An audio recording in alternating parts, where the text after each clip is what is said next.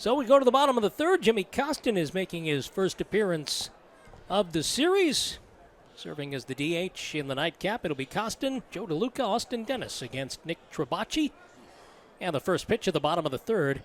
Taken high for a ball. Very special guest joining us in the booth. He is the esteemed former senior VP for Security and Facility Management of Major League Baseball, Kevin Hallinan. As the pitch to Costin is down low. Jimmy in 35 games batting .264 with a home run, 13 RBIs. Valley Cottage's very own Kevin Hallinan. Welcome, sir. Thank you.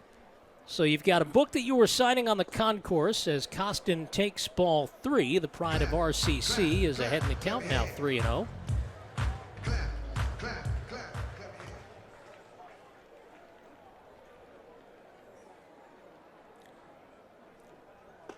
And now ball 4 as Jimmy works a 4-pitch walk. So the Boulders, for the second time in 3 innings, have their leadoff man aboard. First of all, it's been a while, almost 16, 17 years since you left MLB. What have you been doing in the interim? Well, I tell you what, I formed my own sports security company and was doing some work with for about 4 or 5 years with Major League Soccer, Ski Industries America, and 2 or 3 other companies without advertising and that beautiful title of consultant. And you've got a book that you co-authored with Rob Travolino. It's called Over the Wall, From the Dangerous Streets of New York City Through the Birth of Counterterrorism and Beyond, as DeLuca, the switch hitter batting left, fouls it over the roof behind home plate for 0-1. What's the book all about? Well, I'll tell you what, about the life of a New York City police officer who worked the streets of the city of New York, and detective in East Harlem and the Bronx and homicide and narcotics division, and really got a lot of experience working in the chief detective's office. Actually put together a television program called Police File, which was after criminals that had committed crimes, put their picture on it, made some terrific arrests, and eventually ended up going to the FBI National Academy for 3 months, and then I felt like I got traded. I ended up with the FBI. Wow, how about that?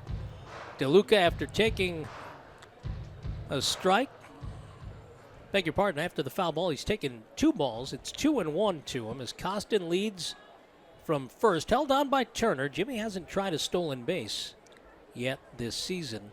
Really want to talk to you about your early days at MLB, going back to the mid-'80s. You spent more than 2 decades working for Major League Baseball, and you hadn't been there very long when the whole Pete Rose thing broke, and I know you were right in the middle of it. Yes.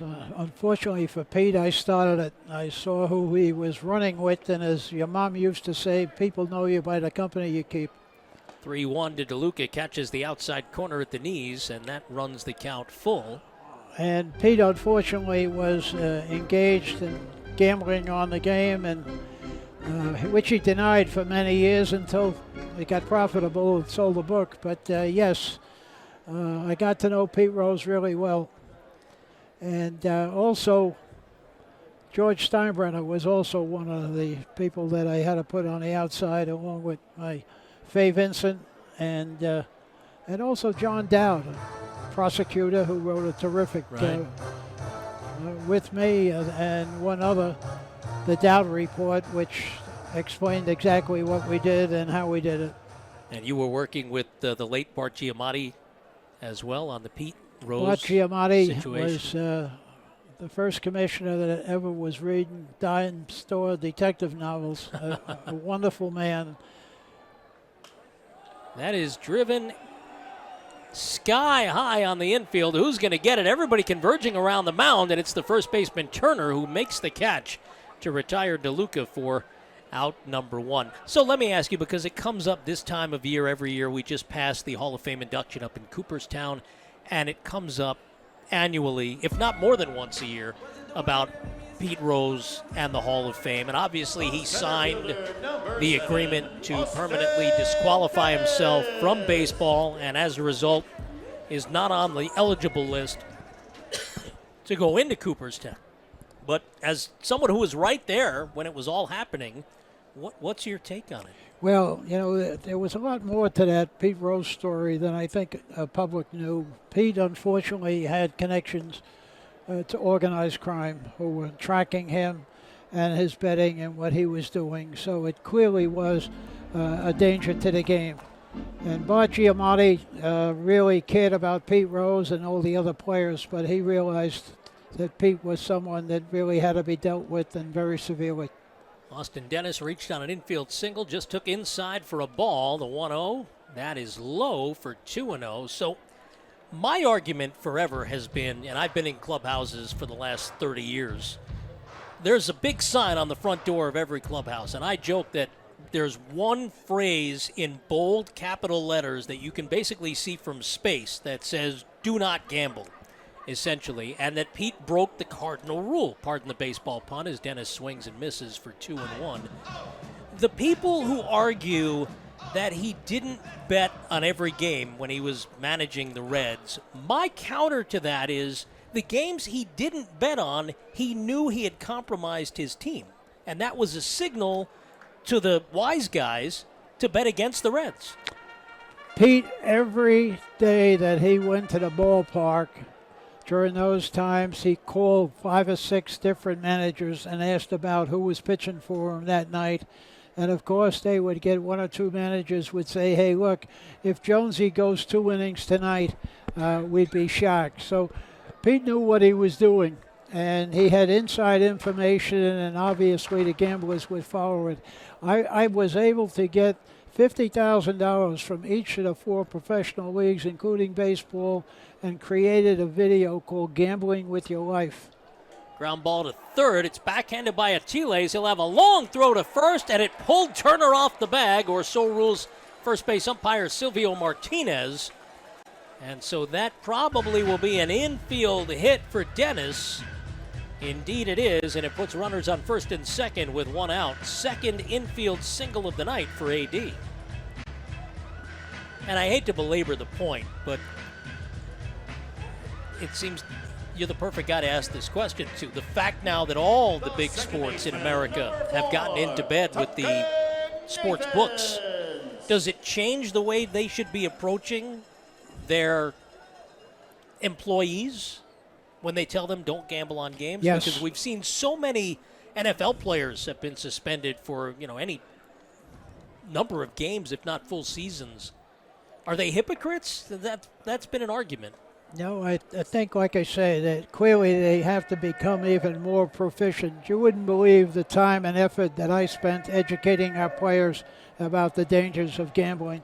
And I had connections in Las Vegas with the sports books as to what if they saw anything that was out of line.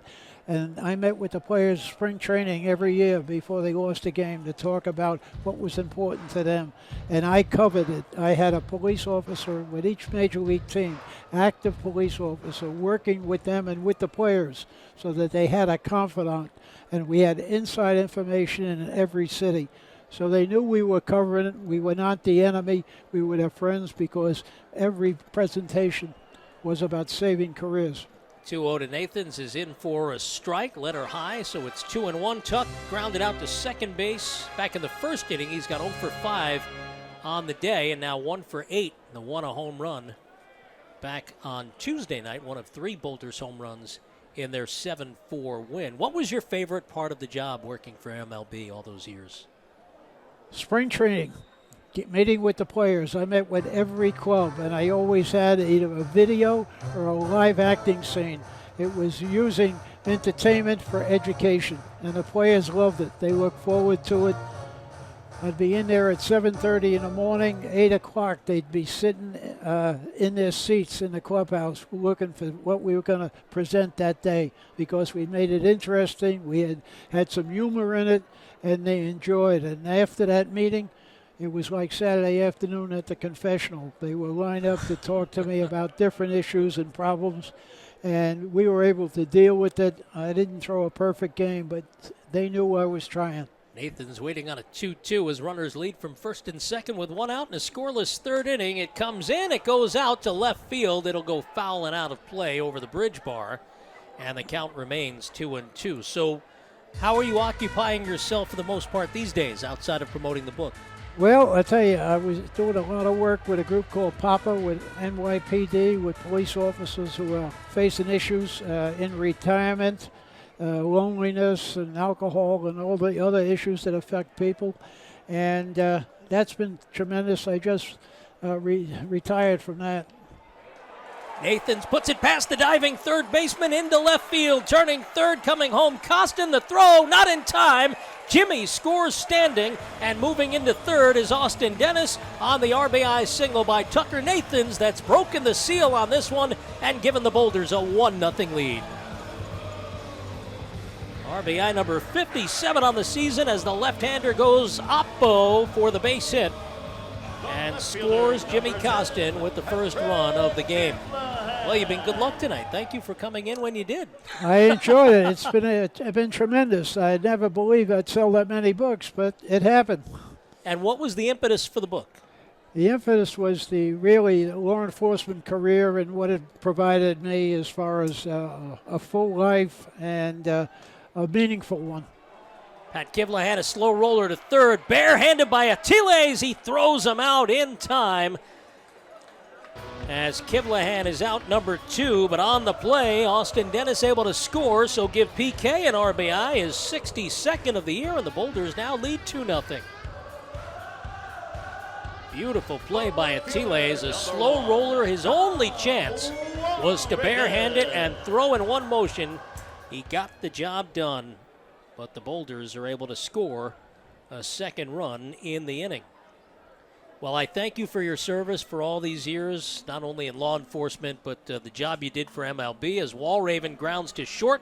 DeSarcina steadies, fires, and throws in time to retire the side. But the Boulders get on the board, 2 runs on 2 hits, no errors, and nobody left. Kevin Hallinan, thank you so much for joining us. Have a great rest of the night.